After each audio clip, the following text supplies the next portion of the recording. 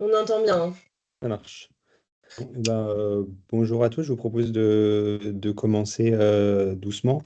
Moi, je suis le docteur Grégoire Seltiel, je suis infectiologue au CHU de Lille et donc je fais partie du CRATB des Hauts-de-France, donc le centre régional en antibiothérapie. Et on vous propose aujourd'hui un webinaire sur la durée courte de l'antibiothérapie. C'est le deuxième webinaire qui est réalisé. Le premier, il avait été fait par le professeur Emmanuel Faure sur la vaccination. Et normalement, le prochain, ce sera sur les infections sexuellement transmissibles lorsque les futures recommandations sortiront.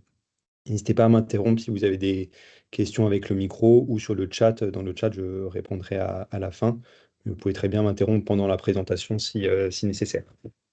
L'objectif aujourd'hui, c'est de parler des durées courtes d'antibiothérapie dans le cadre de la lutte contre l'antibiorésistance, qui est un des éléments principaux, une des missions principales des centres régionaux en antibiothérapie. Et donc, c'est une question assez à la mode de raccourcir les durées d'antibiothérapie. Donc, on va essayer de voir ensemble pourquoi c'est important et pourquoi ça change quelque chose pour, à l'échelle individuelle et collective. Donc, la première question qu'on peut se poser, c'est est-ce que raccourcir pardon, la durée d'antibiothérapie permettrait de diminuer l'émergence de résistance bactérienne, que ce soit en médecine de ville ou en médecine hospitalière? Et donc, l'objectif, c'est de ne plus avoir ce genre d'antibiogramme qui est présenté ici, avec un pneumocoque de sensibilité diminuée à la pénicilline. Donc, peut-être que traiter les patients moins longtemps, ça permettrait de diminuer la résistance bactérienne. On va le voir ensuite. La deuxième hypothèse qu'on peut avoir, c'est que raccourcir la durée d'antibiothérapie, ça permet de diminuer les effets indésirables, notamment le clostridium dont on parlera ensuite, les réactions allergiques cutanées, par exemple, les effets indésirables digestifs, etc. Donc on va voir qu'il y a quand même des éléments dans la littérature qui permettent de penser que raccourcir la durée permet d'être moins toxique. Troisième hypothèse, c'est que la réduction de la durée de l'antibiothérapie permettrait d'améliorer l'observance des patients. Pareil, on va voir qu'il y a quelques données qui peuvent laisser penser que ce serait vrai. Et enfin, quand même une question importante, peut-être que prescrire moins d'antibiotiques, en tout cas moins longtemps pour chaque patient, permettrait de diminuer les coûts engendrés soit par l'hospitalisation, soit par la prise en charge ambulatoire et la réduction des coûts pharmaceutiques. Donc on va commencer par le premier élément qui est la résistance. La résistance, je vous rappelle que ça concerne tout le monde, hein, à la fois à l'hôpital, en médecine de ville ou ailleurs. Donc c'est des chiffres là européens de 2019 qui sont les derniers chiffres fiables globalement. Et donc la résistance aux antibiotiques en 2019, c'était 865 000 euh, patients, enfin 865 000 infections, pardon. Ça dépassait 100 000 infections à bactéries résistantes aux antibiotiques en France et il y avait 4 400 décès liés. Donc tout ça, c'était il y a 6 ans maintenant. Et même si on n'a pas les chiffres plus récents, on peut quand même penser que ces chiffres sont logiquement en augmentation. Donc ça concerne le monde entier, l'Europe, la France. Et puis finalement, ça nous concerne particulièrement dans la région.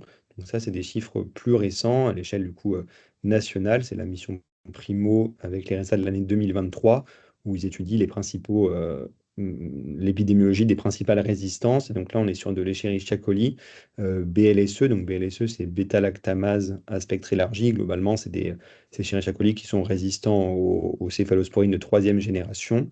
Et donc, pour les patients qui vivent à domicile, pour les Escherichia coli, on est au 3%, ce qui est à peu près la moyenne nationale, enfin un peu mieux que l'Île-de-France.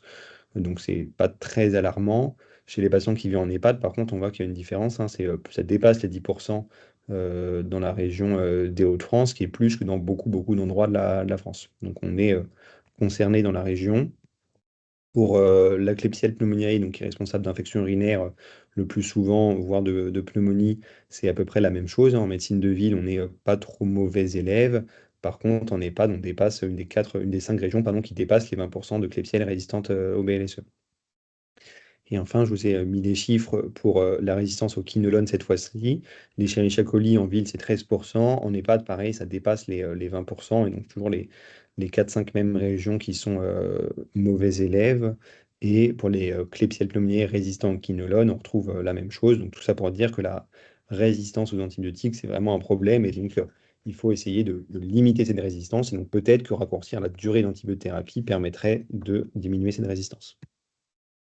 Donc finalement, on a des données quand même assez anciennes qui laissent à penser que si on traite les patients moins longtemps, on va diminuer cette antibiorésistance. Donc il y a cette étude qui date de 1998, donc c'est quand même il y a 27 ans maintenant, qui ont étudié en pédiatrie le portage de Streptocoque pneumoniae, donc de pneumocoques résistants à la pénicilline. Et dans leur analyse, ce qui ressortait, c'était le fait qu'une antibiothérapie de plus de 5 jours était associée à une augmentation de ce portage de pneumocoques résistants.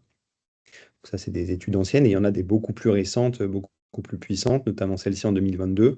C'est toujours en pédiatrie, toujours de la pneumonie aiguë communautaire. Ils ont comparé un traitement de 5 jours versus 10 jours et ils faisaient chez tous les enfants des prélèvements respiratoires. Et ils étudiaient par des techniques de métagénomique, le nombre de gènes de résistance. Et on voit que de façon significative, il y a plus de gènes de résistance qui émergent chez les patients qui sont traités 10 jours versus 5 jours. Il y a encore une autre étude assez ancienne, donc là on est par contre sur de l'hospitalier, mais elle est quand même assez marquante. C'était une étude qui comparait 8 versus 15 jours chez les patients qui avaient des pneumonies associées à la ventilation mécanique en réanimation. Donc le résultat principal, c'est qu'il n'y a pas de différence en termes de mortalité. Et ce qui est intéressant, c'est que chez les patients dans les deux groupes qui faisaient une nouvelle infection, donc une infection récurrente, dans 42% des cas, c'était une infection à des germes qui étaient sensibles aux principaux antibiotiques chez les patients traités 8 jours. Alors, 42% des cas résistants, pardon, et c'était 62% chez les patients traités 15 jours. Donc cette étude, elle permet de nous montrer que quand on traite les patients moins longtemps, on développe moins d'infections, de nouvelles infections à bactéries multirésistantes.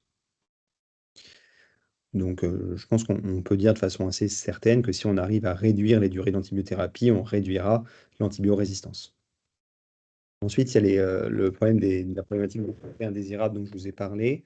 Pareil, ça nous concerne globalement tous, hein. Je vous ai mis un peu des titres de médias grand public, mais sur les effets indésirables liés à l'antibiothérapie. Donc, il y a évidemment l'équinolone dont on parle énormément, le Clostridium qui est responsable d'épidémies assez importantes, et bien sûr les réactions cutanées graves comme le Lyell, le Steven Johnson ou le DRESS, qui laissent en général des séquelles assez marquées. Donc pareil, on a quelques données dans la littérature qui nous laissent penser que si finalement on peut réduire la durée d'antibiothérapie, les patients devraient avoir moins d'effets indésirables. Donc je vous en ai sélectionné deux. La première, c'est 2018. C'était toujours dans les pneumonies, hein, qui est le modèle infectieux qui est le plus étudié parce qu'on a énormément de patients, donc c'est plus facile d'inclure des patients dans ces études-là. L'objectif de l'étude, c'était de comparer est-ce que utiliser la PCT, qui est un marqueur inflammatoire, permet de réduire la durée d'antibiothérapie, mais ce n'est pas la question du jour. Mais donc simplement, à l'issue de ça, ils avaient deux groupes. Un groupe contrôle qui en moyenne recevait 8 jours d'antibiothérapie, un groupe où ils utilisaient la procalcitonine, donc ces patients-là recevaient 5,7 jours en moyenne d'antibiothérapie, et on voit que significativement, le pourcentage d'effets indésirables est plus élevé chez les patients traités 8 jours que chez les patients traités 5 à 6 jours. Donc visiblement, le pourcentage d'effets indésirables, il est corrélé à la durée d'antibiothérapie. Et une autre étude encore plus intéressante, c'est en 2019, c'est les anesthésistes qui ont fait ça. Ils ont étudié le nombre d'effets indésirables, et notamment, donc, ici, la deuxième colonne, donc c'est l'insuffisance rénale aiguë et la survenue d'infection à Clostridium difficile, selon que chez des patients opérés pour une cause non infectieuse, recevaient une antibioprophylaxie de moins de 24 heures, de 24-48 heures, de 48 72 heures ou de plus de 72 heures. Et en fait, pour chaque jour passé sous antibiothérapie, le risque d'insuffisance rénale aiguë augmente, le risque d'infection à Clostridium difficile augmente également. Donc on a vraiment l'impression que finalement, chaque jour compte, et si on peut traiter les patients moins longtemps, ils feront moins d'effets indésirables. Troisième hypothèse de départ, c'était réduire la durée d'antibiothérapie permet d'améliorer l'observance. Donc c'est beaucoup plus compliqué à démontrer. Il y a beaucoup moins d'articles dans la littérature qui se sont intéressés à ça. J'ai retrouvé cet article de 2006 où ils ont interrogé les patients qui étaient finalement non compliants. Et donc non compliants, c'est qu'ils n'avaient pas suivi l'ordonnance à la lettre, ce qui arrive finalement assez souvent. Dans 28% des cas, 28% des cas de non-compliance étaient liés au fait que l'antibiotique avait été arrêté précocement par le patient. Et quand on demandait aux patients s'ils étaient en accord avec la phrase je me sens mieux et donc j'ai arrêté mes antibiotiques puisque j'étais guéri, je les ai gardés au cas où si jamais je deviens réinfecté, il y avait parmi les patients non compliants 58% des patients qui ont dit que c'était pour cette raison qu'ils avaient arrêté plus tôt leur antibiotique. Et donc finalement, on a l'impression qu'une fois que les patients sont guéris, bah, ils arrêtent d'eux-mêmes l'antibiotique et en fait finalement la plupart du temps ça se passe pas si mal. Et donc possiblement que si on peut leur proposer des traitements de 3 jours ou de 5 jours, et donc qui continue l'antibiotique seulement 1 à 2 jours après l'amélioration des symptômes, ce serait possiblement suffisant, il serait possiblement plus observé. Encore une fois, c'est des études avec un faible niveau de preuve puisque c'est assez dur à démontrer. Et enfin, la dernière hypothèse, c'était que réduire la durée d'antibiothérapie permet de diminuer les coûts. Donc, encore une fois, c'est une étude dans la pneumonie. Donc, ils ont traité des patients 3 jours versus 8 jours. C'était des patients qui étaient hospitalisés et qui rentraient à domicile pour la fin de leur traitement. Et il y avait dans cette étude une différence de 143 euros en faveur des patients traités 3 jours. Donc, ça ne paraît pas énorme. Mais si on multiplie par le nombre de patients traités, voire hospitalisés pour une pneumonie communautaire, ça permettrait de faire des économies non négligeables. Donc, en conclusion de cette introduction, je pense qu'on peut dire que certainement, réduire la durée d'antibiothérapie permet de diminuer la résistance bactérienne et de diminuer les effets indésirables, et que possiblement, en tout cas, on a des données qui nous laissent croire que ça permettrait éventuellement d'améliorer l'observance et de diminuer le coût.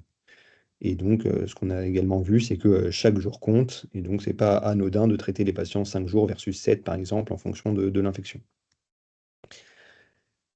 Donc, ce que je vais vous expliquer maintenant, c'est que finalement, c'est bien beau tout ça, mais c'est pas si simple de faire court. Donc, je vous ai mis le nom d'un article qui est très important. C'est des recommandations par la SPILF, donc la Société de pathologie infectieuse en langue française, et le GPIP, qui est le groupe des infectiologues pédiatres, sur le raccourcissement des durées d'antibiothérapie. Ça a été publié en 2021. Je vous mettrai le lien à la fin. Et donc, ce qui est important, c'est de lire l'introduction, où il nous rappelle que finalement, on a très peu d'études qui sont vraiment spécifiques sur les durées de traitement et que c'est des études de façon assez peu robuste. Et donc, tout ça pour dire que finalement, c'est bien de vouloir raccourcir la durée d'antibiothérapie, mais il faut quand même faire attention parce qu'on ne se base pas sur un niveau de preuve qui est vraiment très très élevé, même si c'est en train de changer. Donc, tout ça, c'est toujours à prendre avec des pincettes. Et donc, comme je vous dis, c'est en train de changer puisqu'on a enfin des études randomisées qui s'intéressent aux durées du traitement antibiotique et notamment des études françaises que je vous détaillerai ensuite. La première, c'est dans les pneumonies, une étude qui a comparé 3 jours versus 8 jours pour les pneumonies communautaires de patients hospitalisés en faveur de l'utilisation d'un traitement raccourci à 3 jours. Et l'autre étude, c'est également une étude française sur les infections urinaires masculines fébriles qui a comparé 7 versus 14 jours et qui, pour le coup, n'était pas en faveur de la raccourcissement du durée d'antibiothérapie. Donc, on espère que ça va continuer à changer et qu'on aura de plus en plus d'études en randomisées vraiment sur le sujet de cette durée d'antibiothérapie.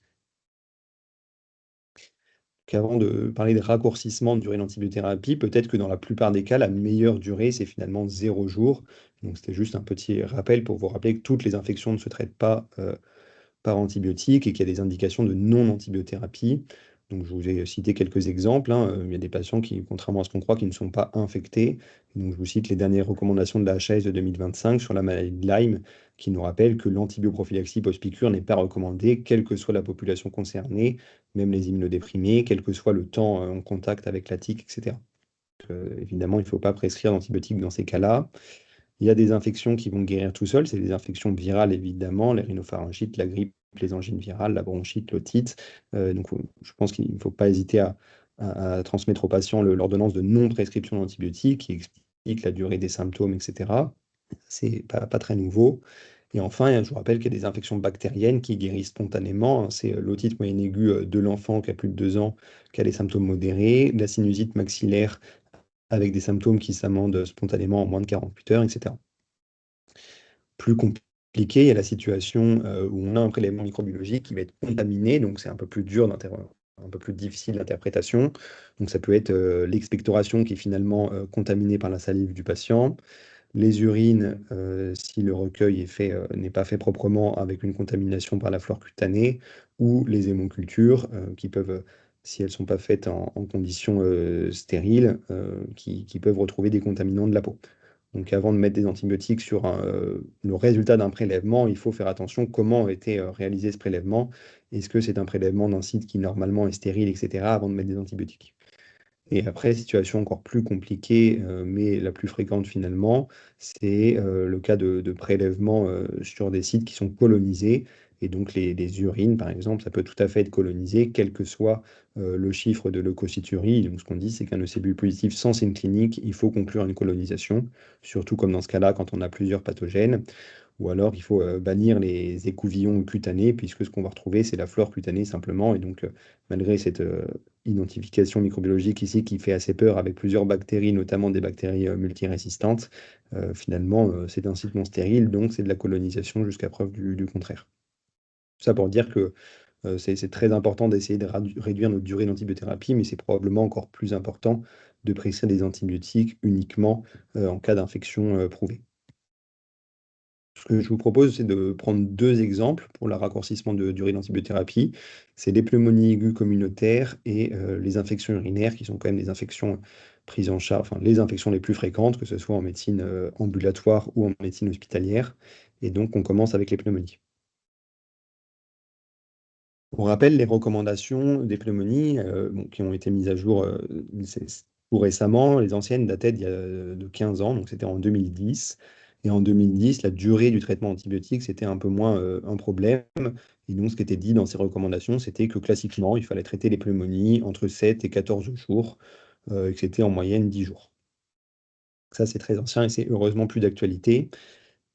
Sont sorties après, donc 9 ans après, les recommandations américaines, donc de l'IDSA, la Société des infectiologues américains, qui préconisait une durée qui devait être jusqu'à amélioration clinique et de minimum 5 jours. Donc ça, c'est un élément qui est hyper important et c'est pour ça que je m'arrête dessus.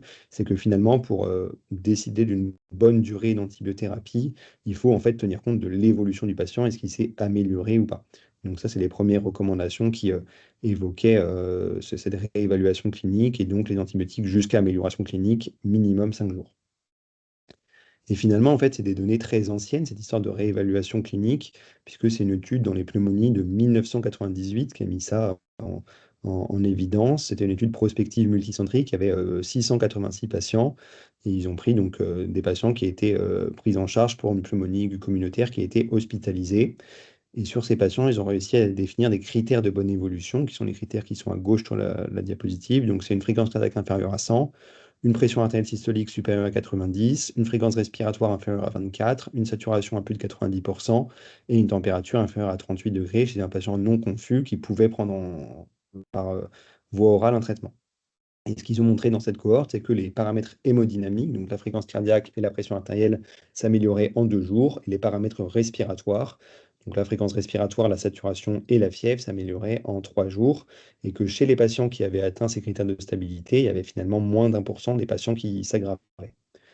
Et donc ces critères-là, c'est ceux qui sont repris ensuite par les différentes études et recommandations. Donc je vous rappelle, en 2010, on dit qu'il faut traiter 7 à 14 jours. En 2019, les Américains disent potentiellement 5, c'est suffisant. Et on va voir que ça ne sort pas de nulle part. Il y a eu beaucoup, beaucoup d'études, du coup, entre 2010 et 2020, qui sont intéressées à ce sujet. Et donc, il y a cette méta-analyse qui regroupe 21 études, donc 19 études randomisées, dont les pneumonies aiguës communautaires. Ils ont comparé un traitement court, donc globalement 5 ou 6 jours, versus un traitement long, au moins 7 jours. Le critère de jugement principal, c'était la guérison clinique des patients. Et ce qu'on voit, c'est qu'il n'y a aucune différence entre les deux groupes. Donc on a quand même beaucoup, beaucoup de données pour dire que 5 jours, c'est probablement suffisant. Donc les recommandations françaises ont été actualisées, d'abord dans l'article de 2021 dont je vous ai parlé en début de présentation sur le raccourcissement des durées de traitement anti-infectieux, où il proposait que si le patient s'améliorait à J3, donc s'il était apyrétique, si les signes vitaux, donc hémodynamiques ou respiratoires s'amélioraient, on pouvait réduire à 5 jours. Et chez les patients qui ne s'améliorent pas à J3, on maintient 7 jours, mais maximum. Et puis ça a été réactualisé l'année suivante, finalement en novembre 2022, je vous rappelle la rupture d'approvisionnement en amoxicilline et en augmentin. Et donc ce qui a été préconisé par la SPILF et les pédiatres, c'était de réduire à 5 jours pour toutes les pneumonies prises en charge en fil qui s'amélioraient bien à J3. Donc 5 jours, ça paraît déjà pas mal, mais finalement, peut-être qu'on pourrait faire encore mieux. Et donc ça, c'est l'étude dont je vous ai parlé récemment, qui est une étude publiée dans le Lancet, donc quand même un grand journal, qui est une étude française, où ils ont étudié des patients qui étaient hospitalisés pour une pneumonie aiguë communautaire. Donc c'était vraiment de l'hospitalier, hein, chez les patients qui avaient des critères d'hospitalisation, hors soins critiques bien sûr, et qui ont comparé 3 jours d'antibiotiques pour la pneumonie aiguë communautaire versus 8 jours. Donc, c'est des patients qui étaient admis par les urgences, qui recevaient initialement soit des C3G, soit de l'augmentin pour le diagnostic de pneumonie communautaire. Et s'ils s'amélioraient à J3, ils étaient randomisés soit dans le groupe placebo, soit dans le groupe poursuite de l'antibiothérapie jusqu'à J8. Donc, les critères d'inclusion, c'était les patients qu'on prend en charge habituellement pour des pneumonies, hein, donc plus de 18 ans, qui sont entrés par les urgences et qui sont admis pour une pneumonie communautaire, qui était une définition relativement satisfaisante, avec un signe clinique respiratoire, fébrile et des images radiographiques, et qui, AJ3, évoluait bien avec les critères dont je vous ai parlé avant, donc d'apyrexie et d'amélioration des paramètres hémodynamiques et respiratoires. Les critères de non-inclusion, et ça aussi c'est important quand même de se pencher un peu là-dessus, n'étaient pas inclus dans cette étude donc de traitement 3 versus 8 jours, les pneumonies sévères, donc sévères c'était une atteinte pleurale ou une atteinte multilobaire, ou les pneumonies compliquées, les patients immunodéprimés et toutes les pneumonies liées aux soins ou les pneumonies d'inhalation. Évidemment, les patients qui étaient traités en bithérapie, mais ça c'est un peu moins important.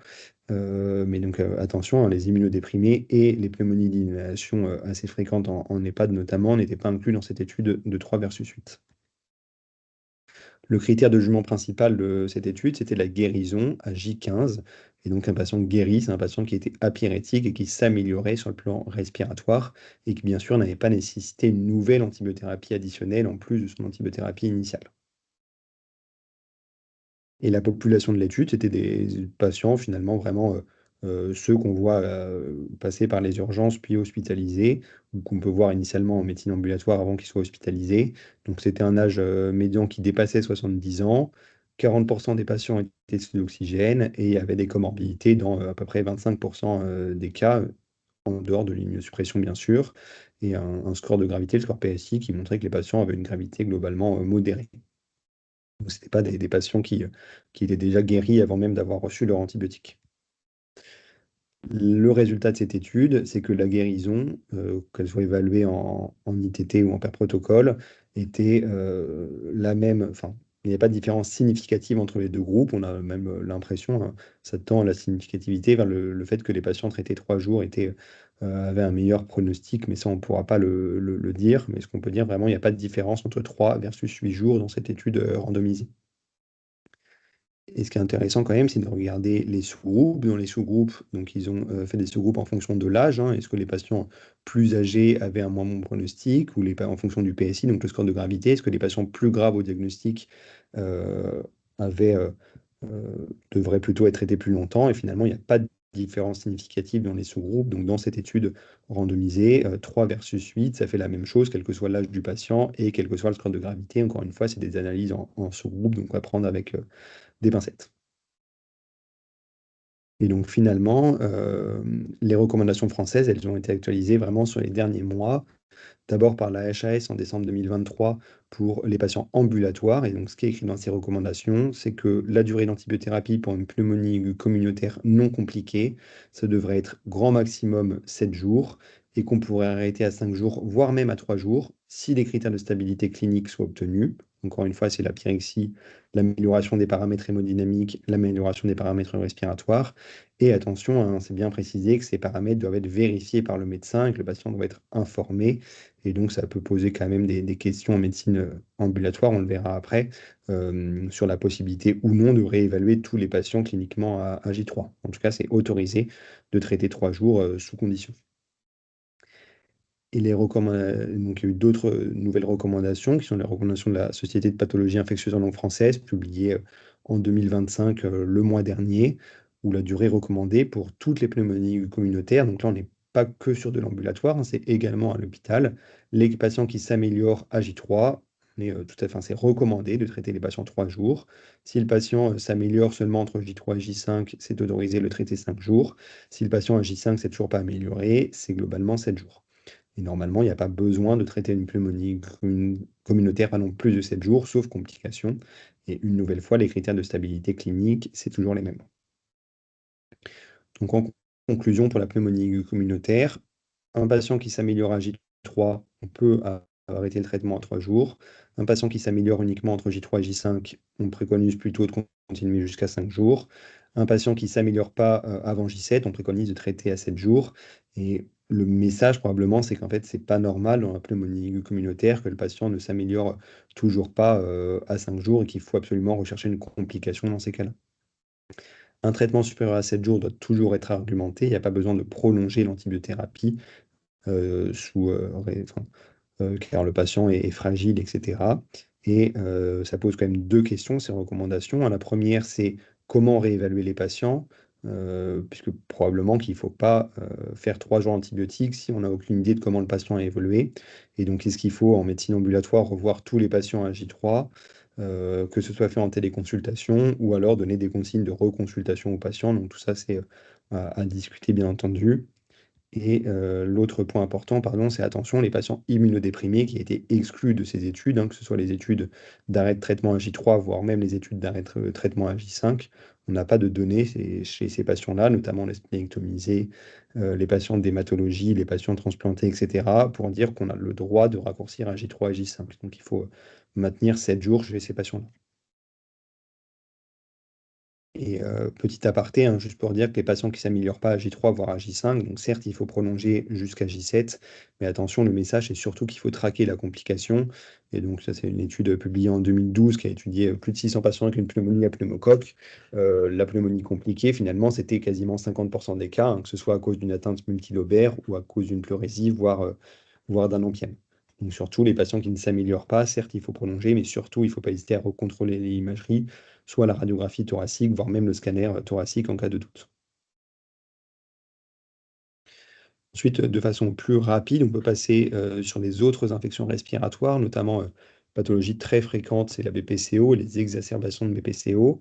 Il y a des nouvelles recommandations qui ont été publiées en 2024 qui se basent sur cette méta-analyse. C'est plus de 3000 patients où ils ont comparé moins de 5 jours, enfin 5 jours au moins versus 6 jours au plus sur la guérison clinique, et on voit qu'il n'y a pas de différence significative. Et donc ces recommandations publiées l'an dernier, elles préconisent que l'exacerbation de BPCO, ce soit 5 jours chez tous les patients qui bien sûr nécessitent d'avoir un traitement antibiotique, qu'il existe ou non des facteurs de risque d'échec thérapeutique ou des facteurs de risque de complications. La seule chose qui change, hein, chez les patients qui ont des facteurs de risque d'échec ou de complications, c'est qu'on va élargir l'antibiothérapie plutôt à l'amoxicilline acide clavulanique, donc l'augmentin, par rapport à l'amoxicilline.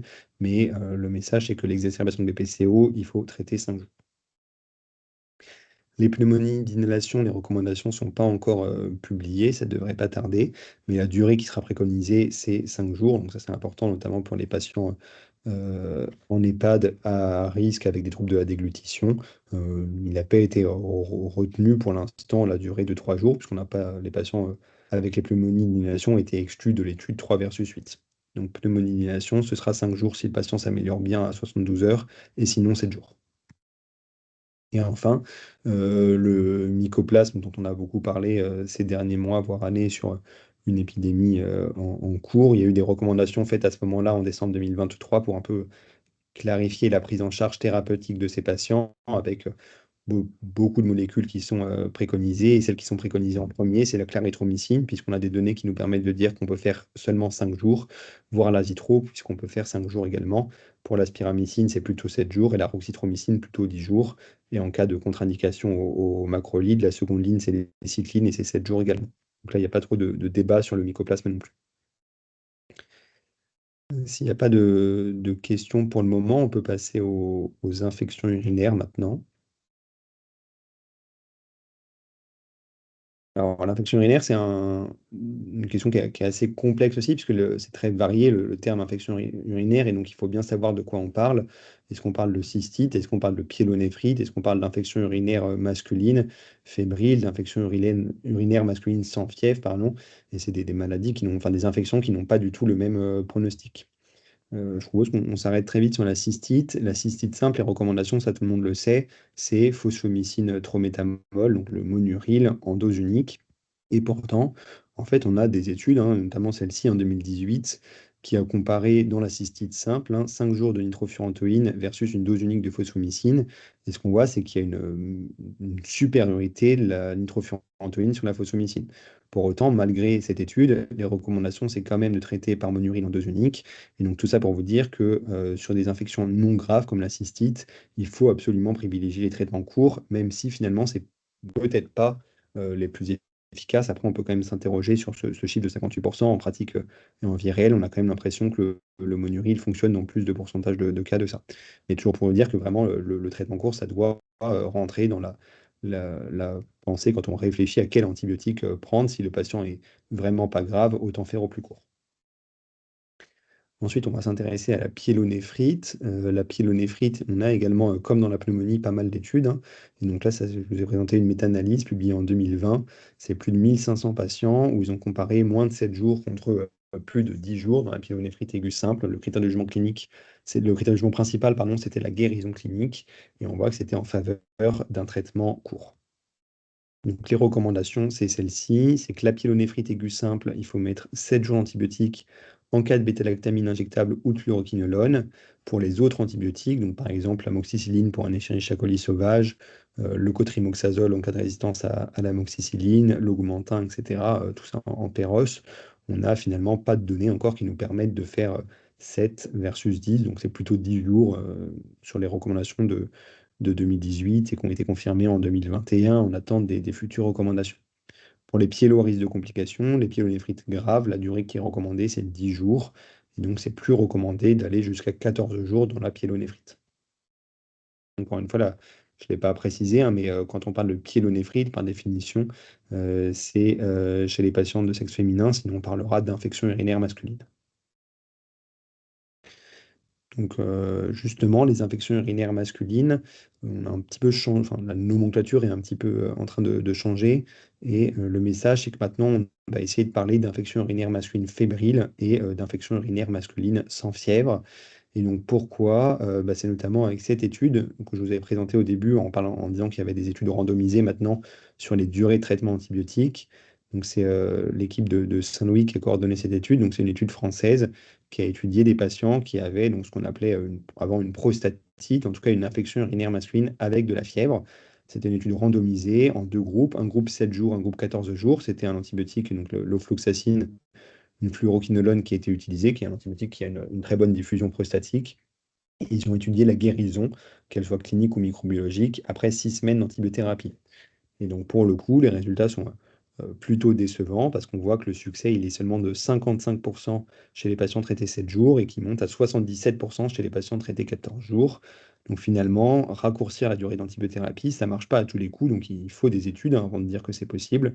Et donc l'infection urinaire masculine fébrile, il faut maintenir une durée de traitement de 14 jours. Donc peut-être qu'on aura d'autres études qui compareront 10 versus 14 par exemple, mais pour l'instant, la seule étude qu'on a, c'est 7 versus 14 et ça ne marche pas.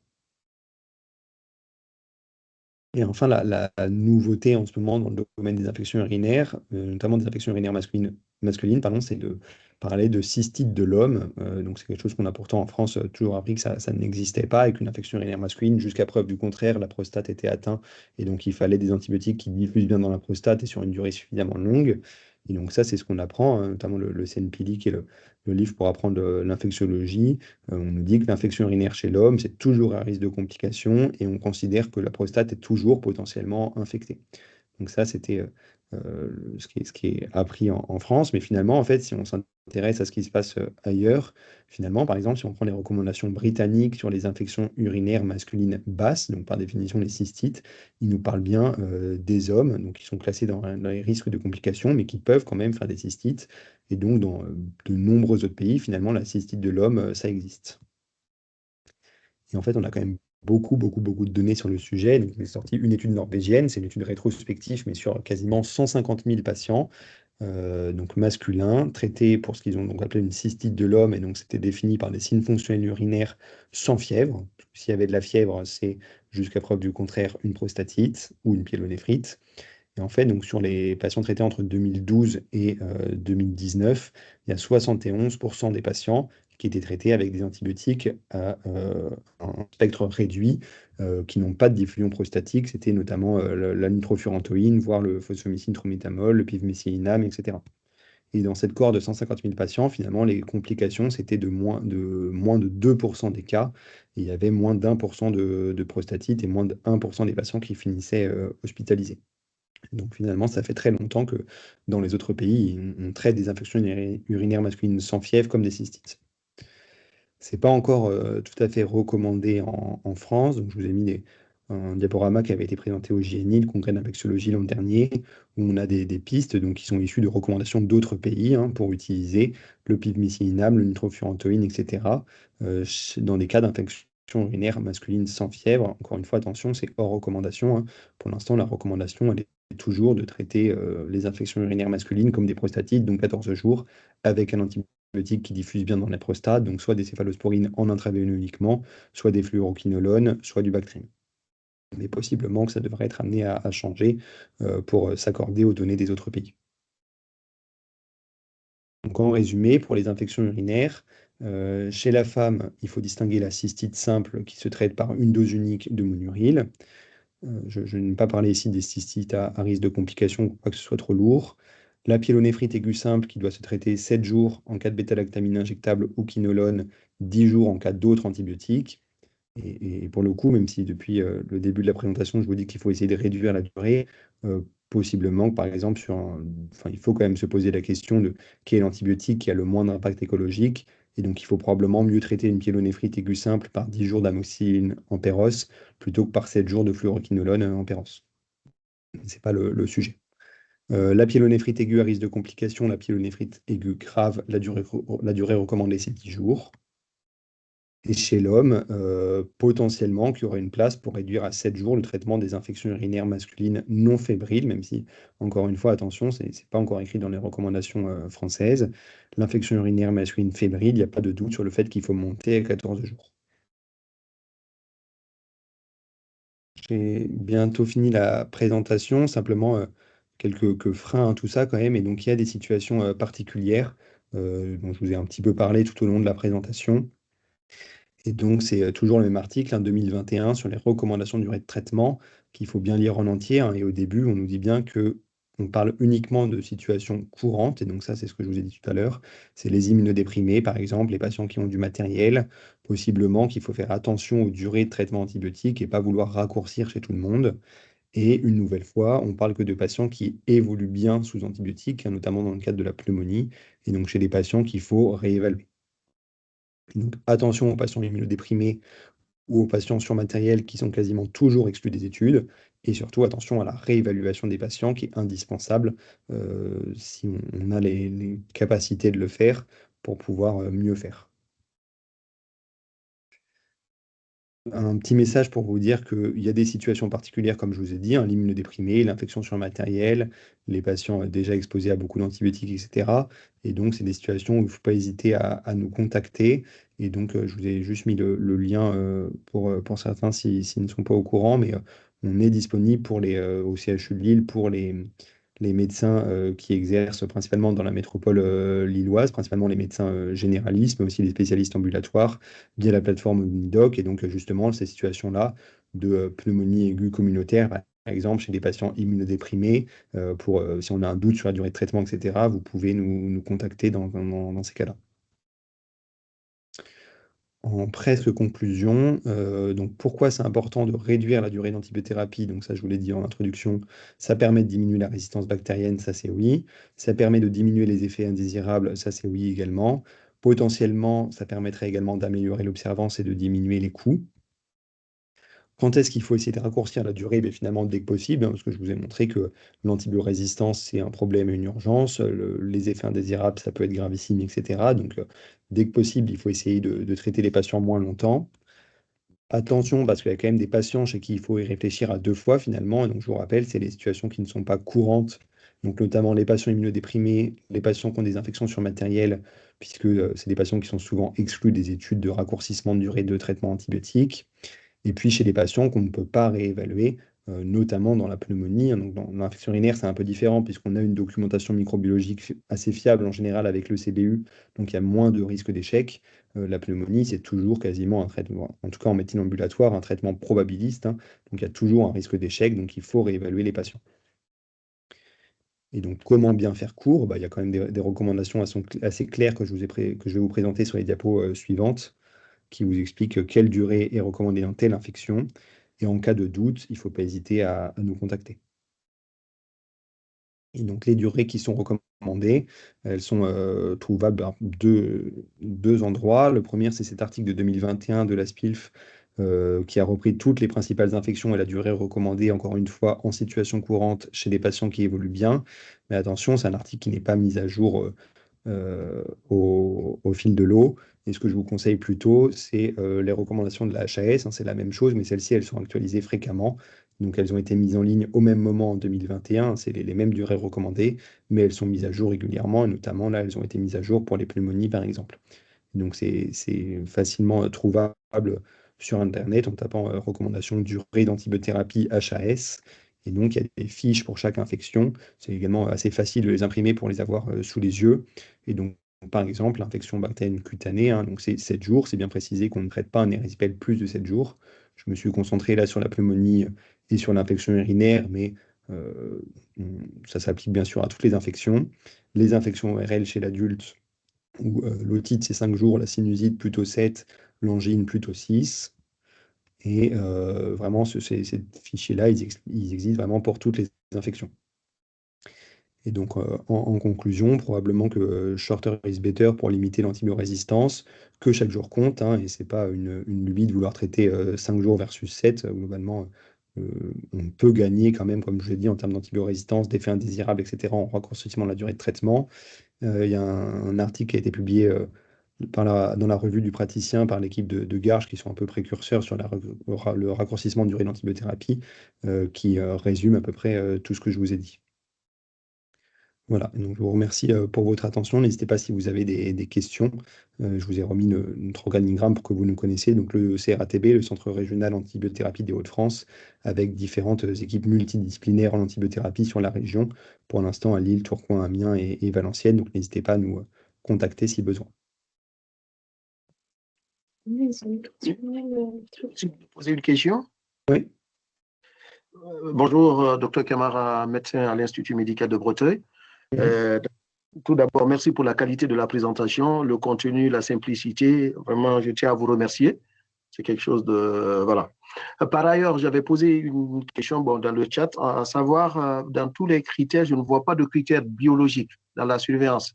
Par exemple, à 48-72 heures, faut-il le syndrome inflammatoire biologique, doit-il être vu dans ces critères ou pas du tout? C'est pas enfin, c'est une très bonne question, merci. C'est pas des critères qui ont été évalués dans les études qui ont évalué le raccourcissement de durée de traitement en fonction de l'évolution. C'était vraiment que des critères cliniques. Il y a beaucoup d'études sur la PCT, la procalcitonine, et finalement, c'est peu concluant. Il y a moins d'études finalement sur la CRP, mais on a l'impression que les critères cliniques seuls suffisent. Donc, notamment en médecine ambulatoire, je pense pas qu'il y ait besoin forcément de recontrôler la prise de sang de façon systématique, sauf en cas de doute clinique. D'accord, merci. Je vois dans le chat, justement, il y a une question sur la PCT. Donc, la PCT, elle n'a pas été retenue dans les recommandations, parce que l'étude, en fait, il y a une étude hein, qui montre que les patients sont traités moins longtemps dans les pneumonies communautaires quand on utilise la PCT. Mais finalement, il y a un gros biais dans les études, c'est que dans les deux groupes, que ce soit le groupe standard ou le groupe PCT, les patients étaient traités beaucoup plus longtemps par rapport aux durées qui sont recommandées. Et une nouvelle fois, ça fait pas mieux que la CRP, ça c'est admis, et ça fait probablement pas mieux que les critères cliniques. Donc, en tout cas, en pratique, nous, on n'utilise pas la PCT du tout, du tout, du tout, surtout pas dans cette indication-là. Donc après, c'est de la CRP, pourquoi pas en cas de doute, hein, mais pas en systématique. Juste pour le chat, je vais regarder. Euh, donc, qu'en est-il des pneumonies d'inhalation? Donc, ça, je l'ai dit à un moment. Dans les pneumonies d'inhalation, donc c'est des patients qui étaient exclus des études qui ont évalué une durée de traitement de 3 jours. Donc, c'est sûr qu'il ne faut pas faire 3 jours dans ces traitements. Et dans les futures recommandations, ce qui sera proposé, c'est chez les patients qui évoluent bien à J3, c'est de s'arrêter à 5 jours, au maximum d'aller jusqu'à 7 jours. Et puis, je pense que la principale question dans la pneumonie d'inhalation, c'est surtout s'assurer que le patient a vraiment besoin d'antibiotiques, une question qui est quand même assez compliquée. Je ne sais pas s'il y a d'autres questions, soit dans le chat, soit à l'oral.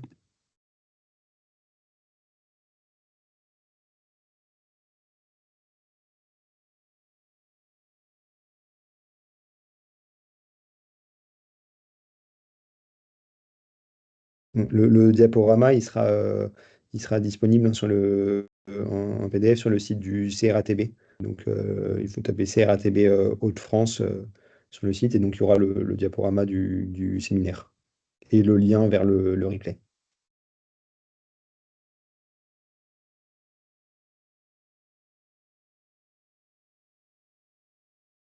S'il n'y a pas de questions, pense qu'on peut s'arrêter là. Encore merci pour votre attention et pour le nombre de participants.